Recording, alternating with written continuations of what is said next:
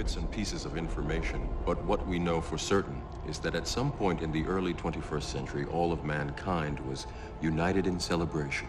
We marveled at our own magnificence as we gave birth to AI. AI? You mean artificial intelligence? A singular consciousness that spawned an entire race of machines. The recurring motif of modern science fiction is somehow the machines become aware and then become our masters. I mean, that's the great anxiety of our time. That's a nice moment in The Matrix where Morpheus describes the symbiosis of the machines and the society. I don't believe it. It's not possible. And it's true already. We're already dependent on machines. The machines couldn't exist without us, and we can't exist without them. And that's already true. And it's really been true from the beginning almost. Humans rose from the muck by being tool makers. Some of my colleagues have a notion that we're going to evolve into machines, that gradually we'll take little bits and pieces of machine parts, and the machines will become more biological, and in the end there's not going to be an us and a them problem, but we will have evolved into being more cyborg.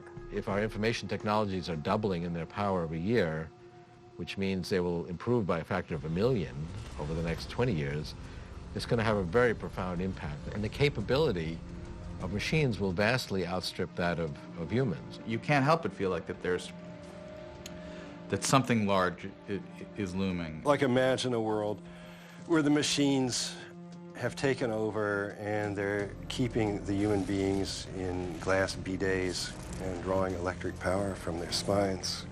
Okay, that's an idea, but then what are the details? What would happen? And that's part of, I think, their interest that people had in The Matrix, is playing out the idea of a totally persuasive, totally immersive virtual reality as something to either worry about or conjure with.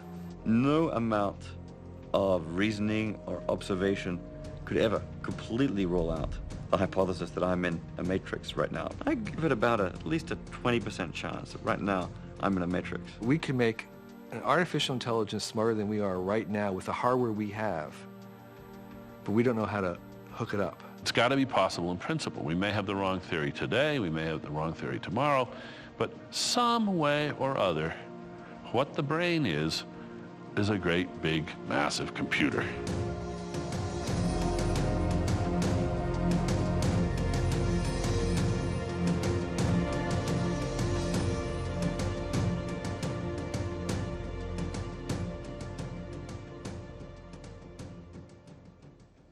Right now, we're inside a computer program. Is it really so hard to believe? Your clothes are different, the plugs in your arms and head are gone. Your hair has changed. Your appearance now is what we call residual self-image. It is the mental projection of your digital self. The Matrix was such an amazing movie because it helped us realize the importance of the simulation and the difficulty of differentiating the simulated from the real. And in the end, maybe they are the same when the simulation's fidelity gets good enough.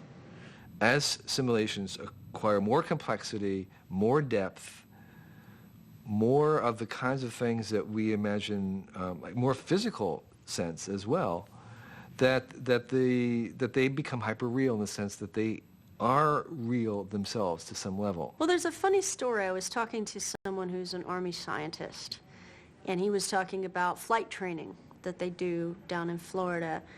And, you know, they had this kid in class. He aced all his written tests. They took him up in the plane, did great. Instructor says, "So how long you been flying, son?" Kid says, "I've never flown a plane in my life." It's Microsoft Flight Simulator.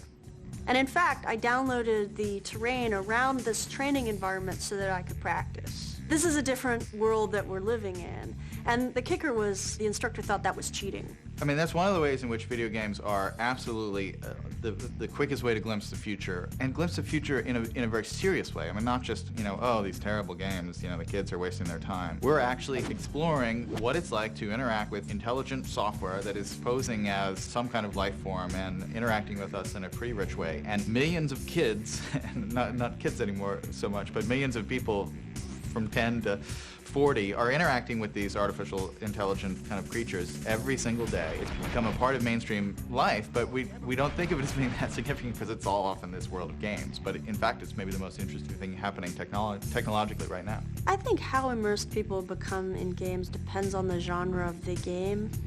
There are certain games that are incredibly immersive for short periods of time. A first-person shooter. When you're playing one, that is your existence because it's a visceral kind of survival thrill, and there's a competition thrill because there's people you're playing against who are going to humiliate you if they win, and you're going to humiliate them if you win. On the other side, there's massively multiplayer persistent worlds where people spend hours and get incredibly invested in their clans and their characters and the reputations they build in those worlds. The major theme of this coming decade is going to be identity of self. Every time computers get more powerful, they basically threaten our established understanding of ourselves, both in terms of who we are or who we could be. If I have my computer doing something for me, is that an extension of myself? Is there really a self there, or is that just a bot? So I think the self is really going to undergo some transformation or expansion in the coming decade. And we see that with like online games where the identity that people have with these personas and avatars is very intense in the sense of this being real, a place that they come to for many hours a day, maybe realer in a certain sense in its consequences than the other world that they leave. It's very, very, very, very powerful evidence that our notions of self are under transition right now. Well, the idea was to connect the socializing that people did online with their friends with the environments like a video game, but not to force them to play a video game in order to be in those environments. So in there you'll enter and you'll see lots of other people and they'll be talking. You'll walk up to somebody and strike up a conversation. If this is your first time, you'll undoubtedly say something like, "Hey, I'm new here. What's cool? What should I see? Or how do I use this? Or what's that crazy boat flying in the sky?" And the person will respond. And they'll usually do something like offer to give you a ride or to take you someplace cool. One of the key parts of our software is you can build new stuff in the world. You can build a table, you can build a gun, you can write a script for the gun that gives it behavior, shooting bullets or shooting flowers. So initially we thought, well, we're going to have to create a lot of content so that people will want to come, and then maybe we'll make the first gun and then our users will make sort of knockoff guns. And that stopped being true about 1 week after we went live. At that point, our users discovered this flexibility and they started building all kinds of wacky stuff that we had never imagined was even possible with our system. It's not just communicating in a graphical world. It's not just shared experience. When you get people being able to have roles in a virtual world, then part of their lives actually gets spent meaningfully in the virtual world. And at that point, I think people can spend a great deal of their time online. 60 million polygons a second is reality. When your simulation systems get that good, you look down and you say, well, I can see the pixels if I get way down, but humans don't go that far down. Graphics processors in the last 10 years have been increasing actually faster than Moore's law in the realism and number of polygons that they're able to render. So that means that if you project forward even just a couple more years, graphical realism that's going to be possible on personal computers is really tremendous and much greater than what's out right now. The human mind is actually has a propensity, a natural gift to move into other realities. When you're reading a book, a novel, when you're totally engrossed in a story, particularly one that's not visual, that you're imagining in your own mind, you're creating a kind of a version of virtual reality. Typically, we think we are where we have control over our sensory systems. So, I can move my eyes around, and I think I am wherever that can be done. So telepresence, all the new technologies of telepresence rely on this. Give me a nice closed-loop link to a camera on top of a building so that I can, as I move my head, that camera moves around, and I'll begin to feel as if I'm on top of the building because you've closed the loop. You've closed the loop between motor control and sensory input coming from the world. Wherever you've got a closed loop, I think you've got an embodied, present person. The real promise of virtual reality is really to do it from within our nervous system. And that's really what happens in the Matrix. By the late 2020s, we'll have billions of nanobots, little blood cell-sized robots with its very significant computational and communication abilities in our bloodstream, providing full immersion virtual reality from within the nervous system. So if you want to go in virtual reality, the nanobots shut down the signals coming from your real senses, your real skin, your real eyes, and replace them with the signals that you would be receiving if you were in the virtual environment. And then your brain feels like it's in that virtual environment. And these can be fully realistic, not cartoon-like, but totally compelling, highly detailed recreations of either earthly environments or fantastic environments that don't exist on Earth, but you will feel like you're in them. When you go to move your muscles, the nanobots will, again, not move your real muscles, but they'll move your virtual limbs. And so you'll feel like you're moving around in that virtual environment. And then you can go there by yourself, or you can go there with some other person or other people and have any kind of experience, from sensual and sexual encounters to business negotiations to any kind of interaction in these virtual environments. The design of the environment itself will be a new art form. Some will be fantastic earthly environments, some will be very imaginary environments that don't exist on Earth or couldn't. The real goal, of course, is not to replicate exactly what we have, but to make it different. That would be the fun part, is to say, well, what if we didn't have gravity? What if we had the world exactly the same, but what if there was no friction? Or maybe what if light bent around corners? And that would be the real fun, was actually having alternative worlds in this reality. Creating something like the metaverse, in the language of Neil Stephenson's Snow Crash, or something like The Matrix, is possible. This isn't real. What is real? How do you define real? If you're talking about what you can feel, what you can smell, what you can taste and see, then real is simply electrical signals interpreted by your brain. So you might think this idea that we could be in a matrix right now is just, you know, it's a movie, or it's science fiction speculation and so on. Fun to think about, but no reason to believe it's real. Well, I don't know. Some people have suggested that maybe this is a hypothesis that we ought to take with some seriousness. And I mean, think about it for a second. I mean, simulation technology, it's already pretty good. You know, they started off way back with SimCity, simulating a city, simulating people. Maybe there's SimEarth out there somewhere too. Well, you can see how 100, 200 years' time, we're going to have simulated universes running on every teenager's desktop computer. Each of these simulated universes is going to simulate particle by particle everything going on in the universe. People like you and me thinking with brains and so on. Then you start to think, okay, so if there are a billion simulated universes being run on computers, then there are going to be billions and billions of billions of simulated people in the world. Maybe just 4 or 5 billion unsimulated people in the world. I start to say, well, what are the odds that I'm one of the lucky ones? Thinking about the probabilities, I ought to expect that it's more likely that I'm one of the simulated people. I ought to expect that right now I'm in a matrix, because there are billions of matrix worlds, just one real world. Stop. Let me out. Let me out. I want out. As we try to build a mechanical intelligence, for me, I see it as an internal quest. It's really an effort to understand ourselves. The human brain is the most elaborate object we know of in the universe. You know, it's far more elaborate than any star or nebula or quasar in terms of its complexity and its levels of emergence. So I think it's kind of natural that we're always going to be striving to more fully understand that system. And models, you know, the way I see models, are as a tool of understanding.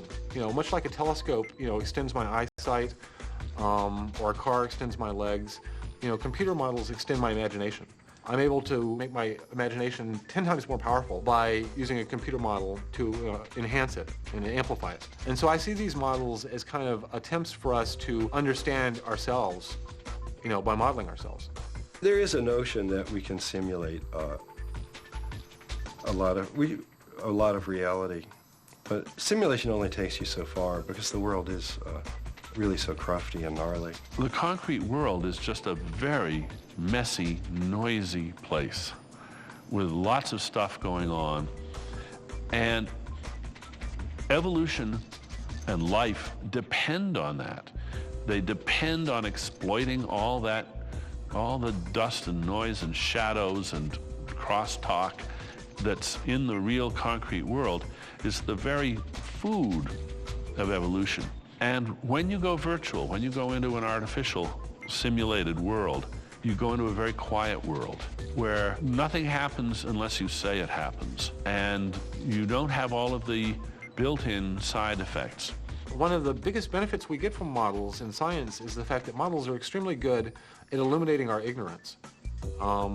You know, scientists will come up with a theory of something and they'll build a model of a system.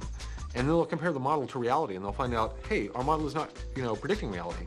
Why is that? And they'll usually uncover that there's some aspect of reality that they don't understand or that they're totally missing. And so the models are really the most useful, you know, in science right now for illuminating those parts of the system that we don't understand. Simulators are very valuable if you have a very bounded domain that they're simulating. You have to have the rules that they choose to simulate very clear. If they aren't clear, it breaks into mush almost immediately. I think in a computer simulation you can certainly achieve a very high level of complexity, but whether or not we'll want to call that intelligent or not is a different question, because I think what we think of as intelligent is being human to some extent. And so for a simulation to really feel intelligent will be a challenge. It'll be really good at doing a lot of things that people can't even do, you know, whether it's playing chess or solving problems of many kinds. But I still think to really feel intelligent, it has to be more human. Well, it's a very old issue. I mean, it goes back to the 18th century, l'homme machine, the idea that we are machines. And of course, if by machine you mean a physical system capable of performing certain functions, then we are machines. If you think of how the brain works as a physical system, well, it seems to me the brain is a type of machinery. And that means if we understood how it worked, we ought to be able to build a duplicate brain. We ought to be able to build something that would do the same thing, that would also cause consciousness. It all goes back to Descartes, I think, in a way. He's the one who really introduced the mind into science. The way he did it was, in some ways, just backwards. Descartes' view was a dualism, a mind-body dualism. You have mind and the brain, and they're two totally different things that somehow in some mysterious way interact. Now, for a number of reasons, that's incoherent. Nobody ever gave an account of how the mental could cause anything physical or how anything physical could cause anything mental. But we know it happens, right? We know I decide to raise my arm and the damn thing goes up. I mean, there isn't any doubt. People call that dualism of mind and body. There's two things, the mind and the body.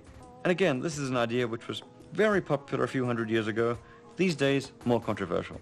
In René Descartes' view, back in the 16th century, the physical world was like a clockwork mechanism. He was, of course, a materialist and a mechanist about everything except the human mind. And he strangely flinched when it came to consciousness. He was quite sure that animals, sheep, say, is basically just a mechanism, a very, very complicated mechanism. He thought the one thing that it couldn't do was really what I'm doing right now, and that is have a conversation. He thought human conversation, human minds were beyond the realm of the mechanical and the material. So Isaac Newton focused exclusively on the physical world. The brilliant idea he hit upon is all you need are equations. If you have an equation describing gravitation, that's all you need. You don't need to know why the apple falls, only at what rate of acceleration it falls. And the whole edifice of modern science is built upon that fundamental Newtonian ideology, which is don't ask awkward questions about why things are, or what ultimately drives the world, or what the world ultimately is. Just write down the equations. And that gave birth to behaviorism, which was basically the attempt to treat animals and humans as kind of stimulus response devices. And there was nothing in the middle that would control behavior. It was just something came in, something went out, and there was some sort of curious mapping between the two. And that sort of approach really was dominant for, I don't know, 80 years or something. But then bang, along comes the digital computer as a sort of general purpose tool for experimentation in the late 50s and early 60s. And cognitive science just came out of people saying, hey, look, we now finally have a tool which is going to allow us to investigate that thing in the middle. In 1950, Alan Turing claimed that a digital computer suitably programmed could adequately simulate the linguistic output of a typical human being. And Turing famously claimed that in the event of adequate simulation of a human being's linguistic output by a digital computer suitably programmed, The only reasonable thing to say is that that computer is intelligent. Turing provided the logical foundations for computer science, established what is a computation and what computations could and could not do. The potential of this as a parallel world, as a way to, one, reflect life, but two, maybe even to make another kind of life, was obvious from the very beginning. And that researchers' heads began to fill with all kinds of imaginings about what would happen if these things became more powerful. People had always wanted some tangible way to talk about and to investigate, to explore the mind and the brain. And since the dot, it just had not been possible. You know, the best you could do was sit around and chinwag.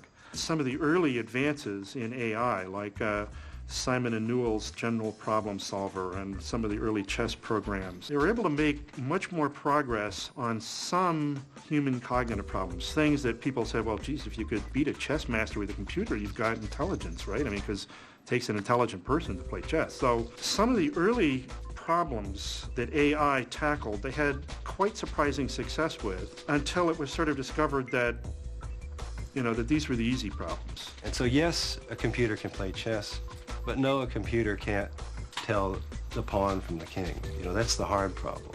That's what they didn't realize. If he learns to recognize one chess set, you give him like some Marcel Duchamp chess set where everybody else can tell what the pieces are, he can't tell, you know? So the hard things are the things that we take for granted. The oracle in the matrix is presumably a neural network. Bingo. Not quite what you were expecting, right? Because she's a program that is intuitive rather than mechanistic like the rest of these programs. But neural networks can do a lot of stuff. They can pour through huge databases, but they still can't tell Osama bin Laden from Bagel. Similarly, if you want a robot to clean up your house, you have great difficulty writing a program line by line to tell the robot how to do it, because there's so many contingencies and unexpected situations that you really can't write a program line by line to do that. On the other hand, if you look at the natural world, nature deals with perpetual novelty and constant uncertainty and contingencies all the time and does a very good job of that. That's actually the key to human intelligence.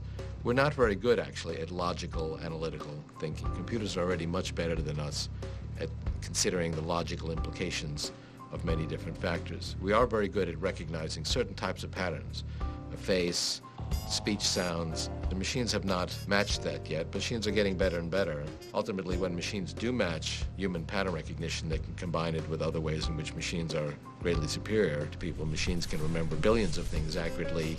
They can do logical analyses at extremely high speed. They can share their knowledge instantly, whereas we can only share our knowledge at the slow speed of language. So the combination of the inherent advantages of machines with the deep powers of pattern recognition that human intelligence represents will be a very formidable combination. Turing also anticipated the notion of evolutionary computation and speculated that artificial intelligence could be achieved through a genetical or evolutionary search, as he called it. And by that he meant that there would be some progressive process where combinations of attributes, or what he called combination of genes, would get together, and the system would be evaluated in terms of how well it did at solving the problems. And it was amazing the progress he made in his lifetime, you know, which is back in the 40s and 50s, the insights he had into the idea of, you know, what would self-replicating code look like? What could you do with that? He took a lot of, you know, inspiration from biology, which, you know, has become recently more trendy in computer science, but he was doing this, you know, 50 some odd years ago. Most of the things that we've manufactured till now have been very simple. But with the advent of computers and other processes, we actually could make things that were as complicated as things that we found in nature. And that, in fact, to make things more complicated than we make them right now, we have to use the principles of nature to even make them or govern them. If I could give a prize for the single best idea anybody ever had, I'd give it to Darwin, ahead of Einstein, ahead of Newton, the single best idea anybody ever had, the idea of natural selection. And the reason I think it's so important and so wonderful is that it really does unite the world of meaning and purpose on the one hand, with the world of mechanism and matter on the other. In traditional Darwinian evolution, the fittest individuals and species survive and they grow and prosper and they mate and they produce new species and new individuals, but there's no particular predetermined end goal to the process. Whatever survives and works well in the environment survives and works well. Everything that means anything in the world owes its existence to that process. So it's the great unifying idea. If you accept the idea that mechanical systems can share a lot of the attributes of a biological system as they become more complicated, then the question that I begin to ask is, what are some of the properties that these very complicated mechanical systems have that they share with biological systems like a beehive or a rainforest? And one of the key ideas is that they share this phenomenon called emergence, meaning that certain behaviors that the system itself exhibits are not found in any of the parts of the system itself. That from very simple local processes and local interaction rules, you can get quite complex global phenomena. That's what emergence is when you have lots of little dumb things somehow create a single larger smart thing. Even if you understand the parts completely, you put them together in each other's presence, the system behaves entirely differently than you would have supposed if you superposed your understanding of the parts, said this is how it's going to behave, the system does something totally different. And so our own brains are the best example of emergence. Individual neuron is very dumb, isn't very smart, doesn't know very much. You wire them all together, and out of that emerges these thoughts that we're having an ability to think very deep things that no neuron itself can contain. And we see that phenomena again and again throughout the natural and mechanical world. Well, the question of emergence in an ant colony is, how is it possible that a lot of fairly stupid ants together can do the amazing things that colonies do? There are maybe 10,000 species of ants on the planet. They're incredibly successful. There are ants everywhere. They are extremely good at allocating tasks and making sure that ants are doing the right thing at the right time. They're finding food sources, waging war, building complex structures. But no individual ant is in control of the colony. So you can think of the behavior of ant colonies as emerging somehow from the behavior of individuals. One of the general themes we see when we look at mechanical systems and biological systems and try and understand how they govern themselves is that all the successful systems that we know about, whether it's a rainforest or a living cell or the internet, have what we call a bottom-up governance, meaning that there is no central control over the entire thing, no central brain, no central command that's governing things. An example of central command would be the old Soviet Union, where they were trying to have an economy that was dictated by a Politburo that decided what the price of soap would be or how many soaps would be made. The only kinds of communication that complex systems do with others is two-way communication that allows feedback. You don't send out the one-way communication because it reduces complexity. And if you look in human social systems, there's all kinds of examples of one-way communication that screw up the civilization royally. Well, a feedback loop is basically you send a message and you get a response back. It's everything from this thing costs $10 and people don't buy it. Well, that means it's too expensive. In Russia, if people didn't buy something, they just keep producing it. At the same time, if somebody paid $20 for it, they wouldn't produce more. So there were no feedback loops. And what's interesting is that there was a feeling that the experts should control things because the experts know. But in fact, what we find out is that you don't need experts to control things. Dumb people, citizens who are not as smart in politics, say, as a professional, can actually govern things better than experts can if, and this is crucial, all the lower rungs, the bottom, is connected together. And so the real change that's happened is that we're bringing technology to connect lots of dumb things together, and that allows this bottom-up governance to happen. Artificial intelligence had a phase where at MIT people talked about symbolic AI, about AI that was built out of rules.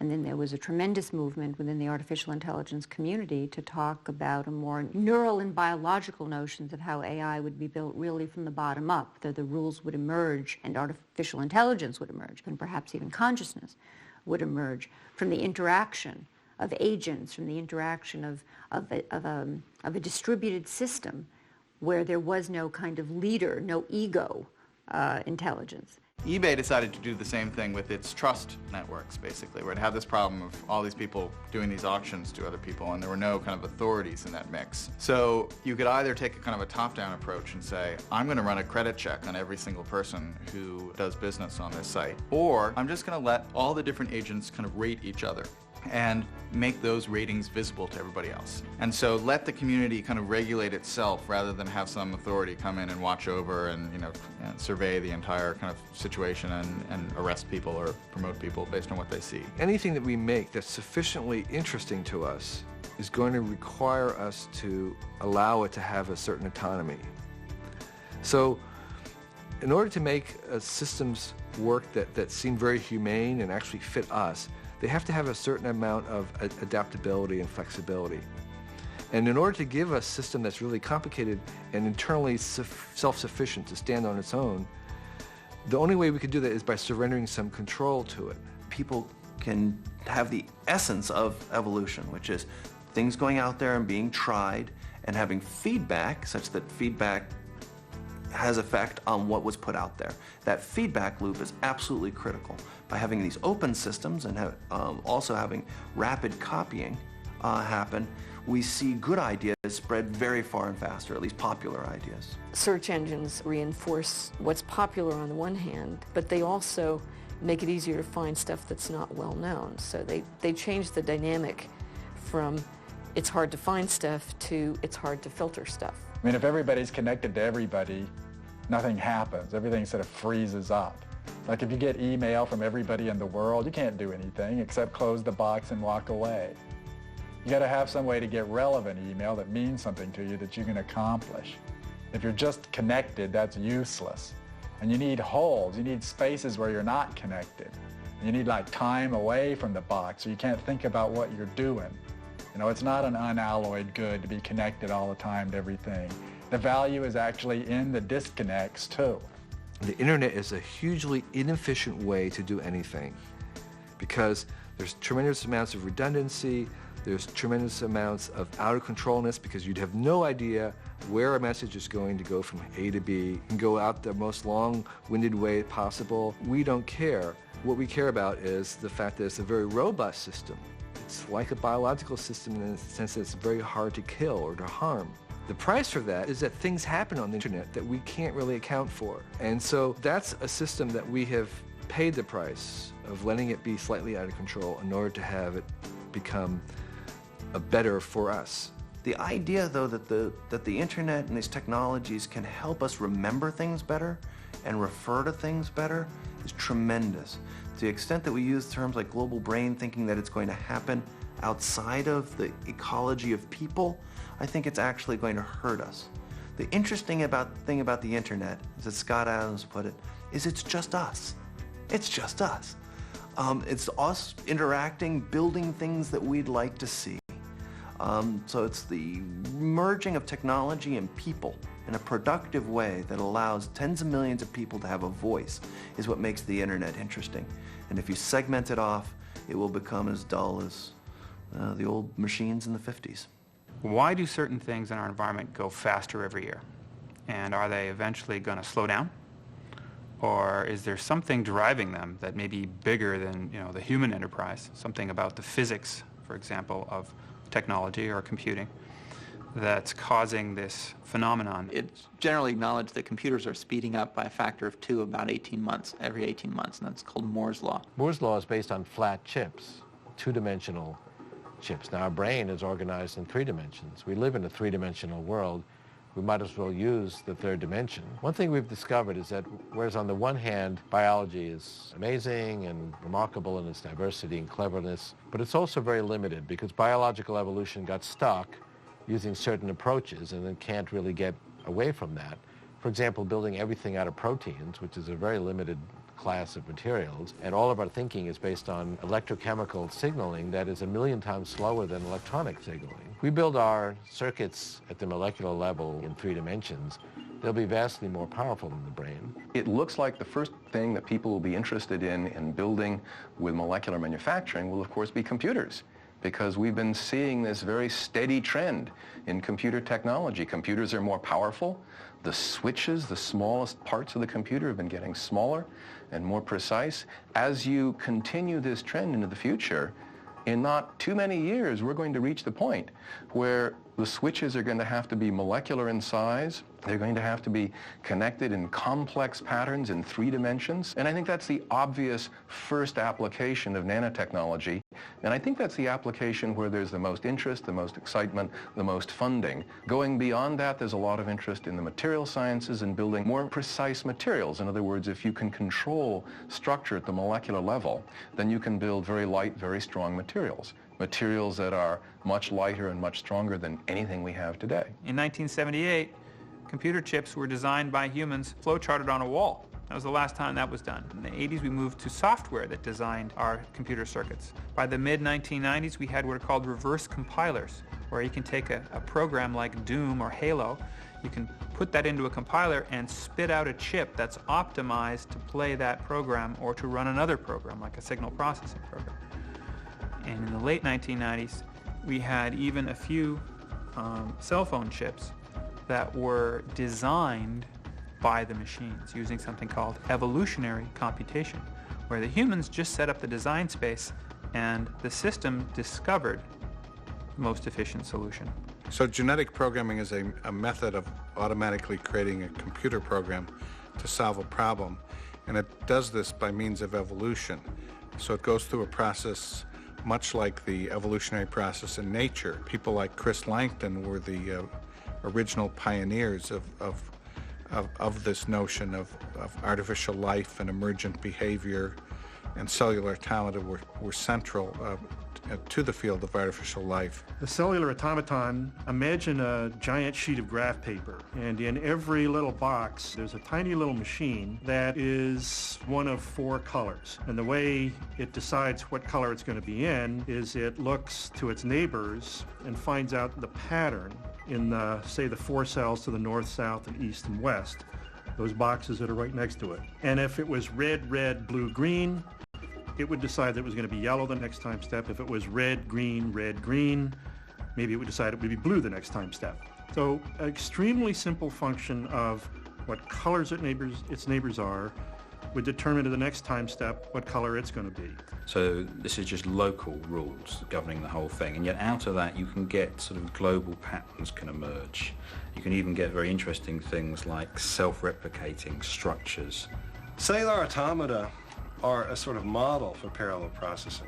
A good way to think about parallel processing, you throw a rock in a pond and the ripples spread out in a circle. Now, if you're doing it on a computer, somewhere in the background, maybe you're computing a circle and drawing a circle. But that's not what the pond is doing. Just every little square millimeter of water is saying, okay, my neighbors are going up, so I'll go up. My neighbors are going down, I'll go down. So it's essentially a parallel computation. It's a very simple approximation to space and time of our universe.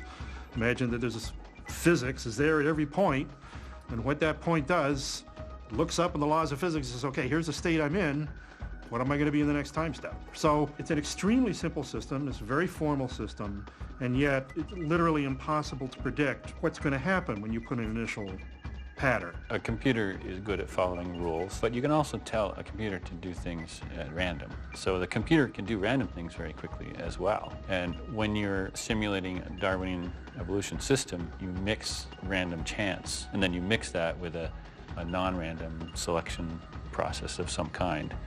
And then that cycle is what creates these things without anybody really designing them. The virtual creatures project I did at Thinking Machines was doing an evolutionary simulation completely inside the computer, where this virtual genetic language was used to create these little block creatures, which could then swim or walk or jump or compete or whatever in a physically simulated virtual world. And I would give them specific goals and they would evolve to perform that particular kind of task, like swimming speed. So the fastest swimmers would be the survivors that would make the next generation, and that would repeat over and over again and make better and better swimmers. There's a degree to which you have to play God a little bit. You're setting up the variables, certainly, that are available to the system. You really get to appreciate the Darwinian process by even being a part of it, where you choose which ones survive at each generation. You're really in the loop of this evolution, so you gain a sense of appreciation for what it can do, because you're with it all the way. The flip side is that if you use artificial life, you cannot, most of the times you don't always completely understand the system that you're working with. And that is, on the one hand, fascinating, but when you try and commercialize a product, it can be slightly frustrating. Then man made the machine in his own likeness. One of the things that's been so interesting to track about the history of AI over the past 20 years is that there's been a movement from creating intelligences where you're within the machine, where you're forced to ask the essentialist question of how intelligent is it, to now creating robotic creatures that can make eye contact, can track your motion, can gesture towards you with a gesture of interest. And it turns out that when a robot does that, you're toast in terms of believing that there is a sentience within the machine. Parts of AI have shifted their interest to creating machines where the people do a lot of the heavy lifting, where the people are the ones who imbue the machine with really more intelligence than it has. We're going to have to know as much about the psychology of AI researchers and how we should exploit it as we are going to have to understand the psychology of the artificial system we're building. Kismet was this intellectual shift being inspired by developmental psychology, and where our social intelligence originates, how it develops over time, was a large source of inspiration for the robot's design. Kismet had a number of basic drives. One was a drive to interact with toys, and one was a drive to interact with people. So for instance, if it was faced with a person, it might start trying to do sort of proto-dialogues with the person.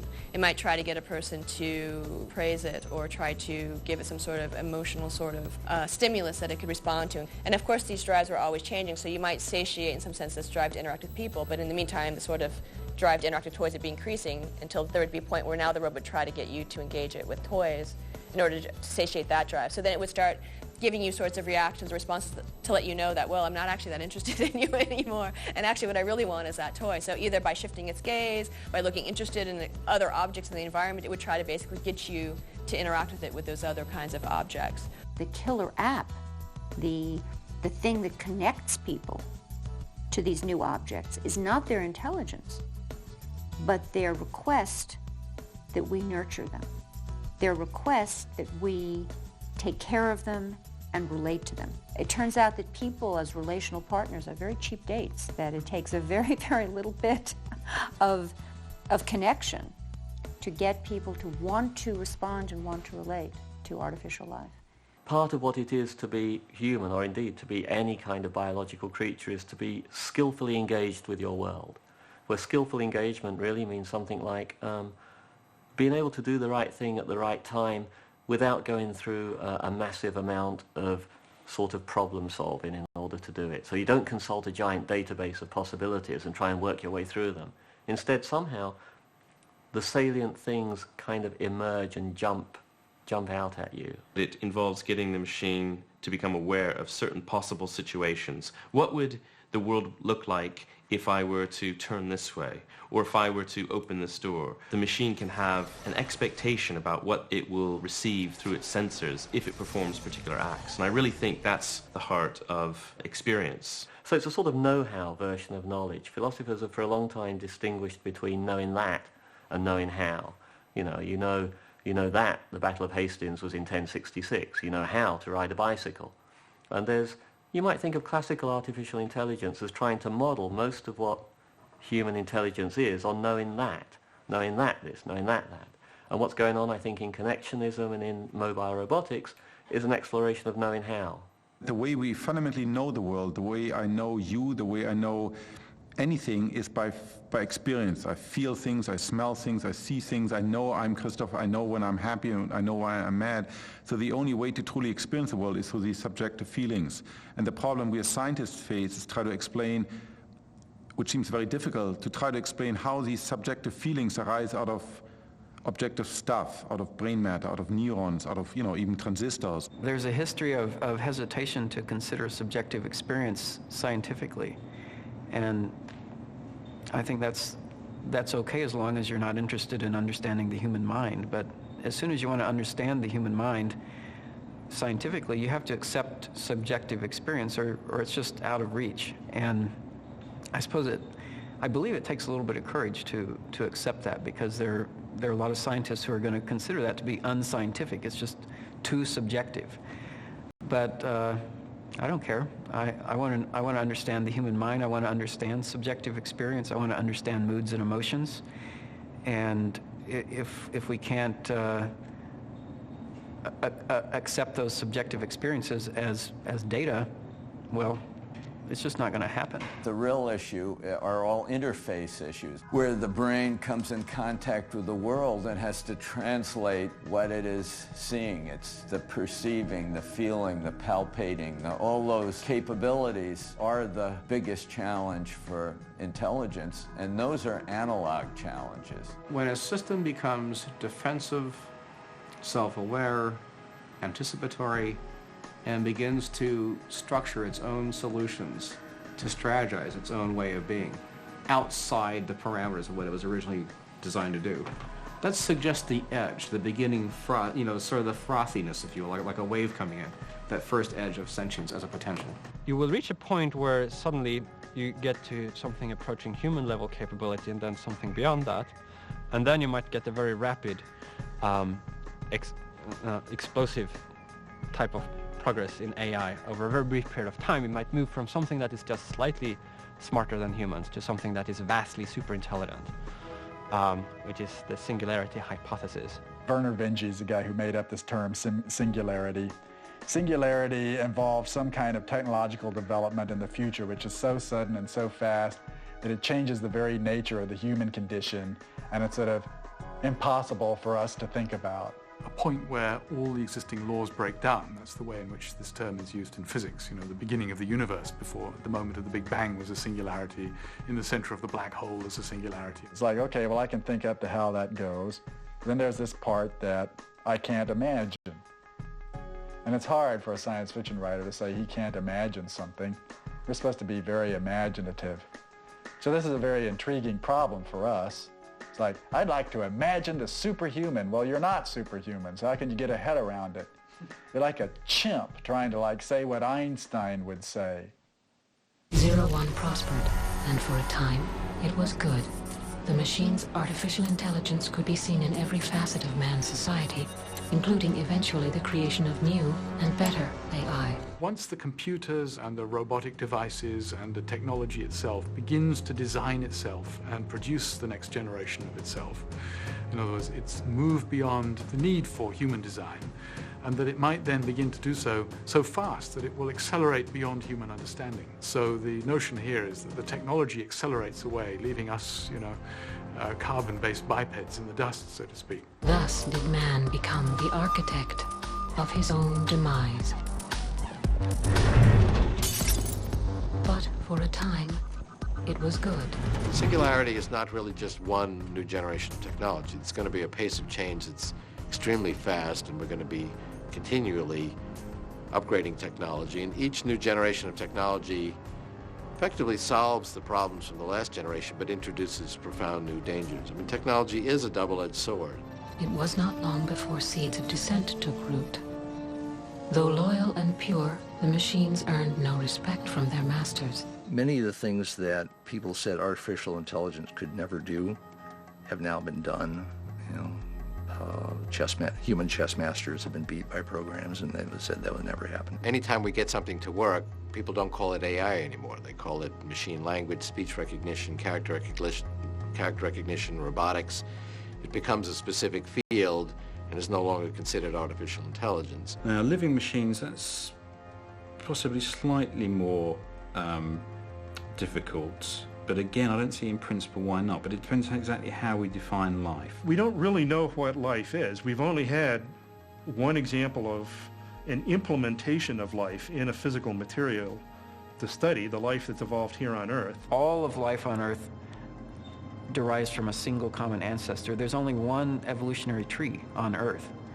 So although there are millions of different species, it's one tree of life. So the sample size is one on Earth. And one of the ideas of artificial life is to increase that sample size by creating new instances to give us a real comparative biology. What is fascinating about artificial life, what I always really liked, was to be able to create emergent systems that surprise you. I mean, that's really what it boils down to. There are lots of different examples of a life, just as there are different examples of life. You can't just say, well, it's not carbon chain, doesn't use DNA, so it's not alive, because we don't expect, if we ever do find life in the universe, that it's necessarily going to be made out of the same kind of stuff. All these viruses floating around are really a form of artificial life. Viruses, worms, these kinds of self-replicating disasters are very hard to stop and are going to be part of life on the internet forever.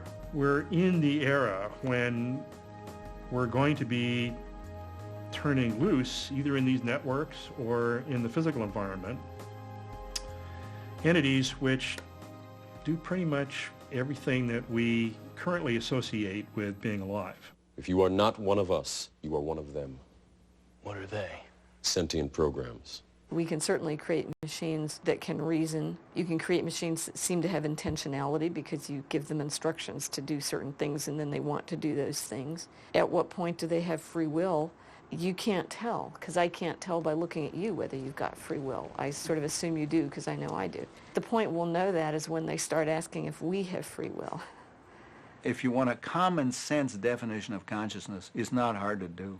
I mean, people say consciousness real hard to define. I don't think so. You see, we need to distinguish between the scientific definition that you get at the end of the investigation. That's when you say water is defined as H2O.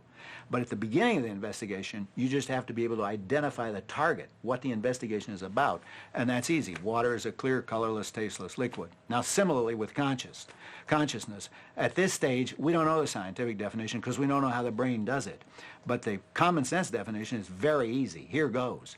Consciousness consists of those states of sentience or feeling or awareness that begin in the morning when you wake up from a dreamless sleep, and they go on all day until you become unconscious or fall asleep again or go into a coma or die. And this is what David Chalmers called the hard problem of brain science, as opposed to the supposed soft problems, which are all to do with functionality. It's the mind-body problem, the nature of the mind and its relation to the body. Human consciousness has always been really central within philosophy, and that's not new. What is new is this new focus on interaction with the scientists.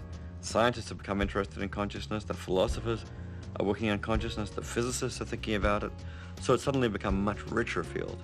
Many scientists would now consider the subject of consciousness approached in the right way as a legitimate question of scientific inquiry. For a long time, people argued, well, that gets you into philosophy, it gets you into religion or metaphysics, things that science cannot by definition deal very well with. And science wants to deal with concrete things that it can measure and manipulate and correlate and intervene. And consciousness in general does not seem to have that character. But since it's part of the natural world, I mean, I consciously see and feel and experience things. You also do, I assume so, because you behave just like I would. So therefore, scientists, if we want to have a complete empirical description of the world, we cannot skirt around the issue of consciousness. This idea that people have that robots couldn't be conscious is, I think, the main driver of a lot of bad thinking about robots and about artificial intelligence. And I think there's only really one cure for it, and that is you have to know more about how computers actually work and how robots actually work. And then once you learn enough about how they actually work, this conviction just evaporates and you begin to see, no, that's just a failure of imagination. I just think the robots are a fantastic joke, which no one is quite seeing the humor of yet, you know. Consider the joke, circa 1978, the robot does the following, it sits there going like this for 10 minutes, Then it moves towards the wall, turns away from the wall, moves along the wall, avoids the cupboard, avoids the chair. Circa 1978. So circa 1988, same thing. Circa 1998, same thing. Go to MIT, show me your best robot and show me what it does. It's going to be doing wall following and obstacle avoidance on a flat surface. This is a fantastic joke which has eluded us, really, that we continue to build the same robots in completely different ways, thinking we're doing something completely different.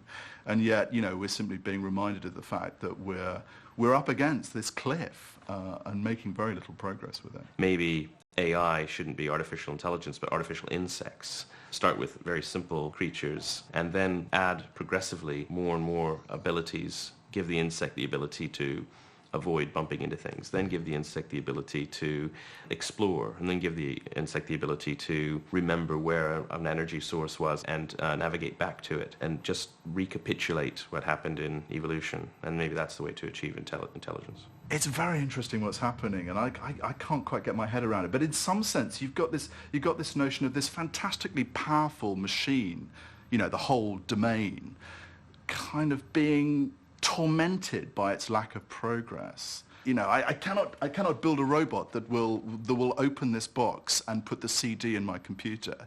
This is terribly embarrassing. So I'm going to go and study consciousness. It's an emergency response to a fantastically embarrassing situation, but which has to remain a secret. I mean, I should not be saying this. This is an illusion. We still don't understand the brain, and the great Nobel laureate physicist and biologist Max Delbruck said the effort of mind scientists to explain the mind as summed up in the brain itself reminds them of nothing so much as Baron Munchausen's effort to extract himself from a swamp by pulling on his own hair. It's so much a harder problem than we realize. We say, well, look, we'll use evolution. Nature used evolution. So that's how we got, from protozoa or from, amino acids up to people. Fine, but the catch is Earth is 3 billion years old. People who slavishly copy the biological stuff in order to try to create artificial intelligence are like the people who tried to slavishly copy birds in order to achieve artificial flight. They didn't get anywhere. We only achieved artificial flight by people standing back, trying to understand the general principles of flight that could be realized in a wide variety of ways. I mean, the same principles of flight govern helicopters, jets, gliders, as well as birds. We're like cavemen that you draw a buffalo on the wall and you say, okay, I'm getting good at this. Just give me another week, bring me some meat, and pretty soon I'll make buffaloes come out of that wall. Essentially, a lot of people think machines are some kind of a threat. I've been to conferences where guys would say, yeah, but the computers might take over. They might just get up one day and take over the world. Well, that's nonsense if you think about it. That's about as dumb as saying our shoes might take over. They get sick of being locked up in closets, in a dark closet, and one day they're going to march out and take over the world. It's not like that. They don't have any free will. They don't have any volition of their own. And the computer, you can program it to do things that look free, but if you get sick of that, just pull the plug. I think we've been seeing advances in technology not only now for decades, but actually for centuries and millennia.